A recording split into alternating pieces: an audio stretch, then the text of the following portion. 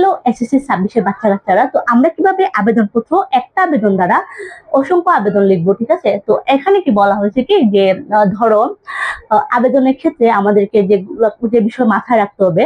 তো প্রথমত আবেদনটা এরকম সোজাসুজি হতে হবে, ঠিক আছে? তুমি যখন মার্জিন দিবা আবেদনটা কিন্তু আমারটা একটু বাঁকা হয়েছে, বাট আবেদন পত্র কিন্তু প্রত্যেকটা লাইন এরকম সোজাসুজি যেতে হবে। ধরো এখানে যদি লেখো তারিখের এখানে ডট যাতে এটার ডট এবং এটার ডট যাতে মিল থাকে, ঠিক আছে? একই জায়গাতে থাকে প্রত্যেকটা এবং একই বরাবর একদম সোজাসুজি আবেদনটা হতে হবে। ওকে, তো এখন আবেদনের ক্ষেত্রে প্রথমে তারিখ লিখবা, এরপর লিখবা বরাবর প্রধান শিক্ষক, ঠিক আছে? অধ্যক্ষ লিখতে পারো, প্রধান শিক্ষক লিখতে পারো। তারপর এখানে একটা কলেজের নাম দিবা, যেটা কলেজ তোমাদের যে কোনো নামও দিতে পারো, আবার এবিসি কলেজ লিখতে পারো, ঠিক আছে?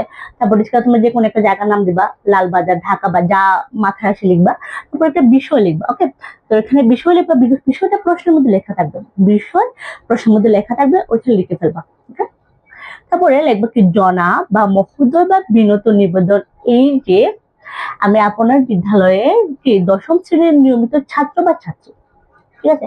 তারপর লিখবা যে আমি এই কারণে বা এই জন্য আমাদের এটা প্রয়োজন বা এটা সহায়ক বা ধরো যা তোমাদের প্রশ্ন আসবে তা নিয়ে 3 থেকে 4 লাইন লিখে ফেলবা। ওকে, তারপরে কি লিখবা যে অতএব মহোদয়ের নিকট প্রার্থনা এই যে ধরো 3 দিনের ছুটি ছেয়ে মানে ছুটি মঞ্জুরের জন্য যদি আসে ওইটা তো ওইটা লিখবা, লিখে কি বিনীত অনুরোধ জানাচ্ছি।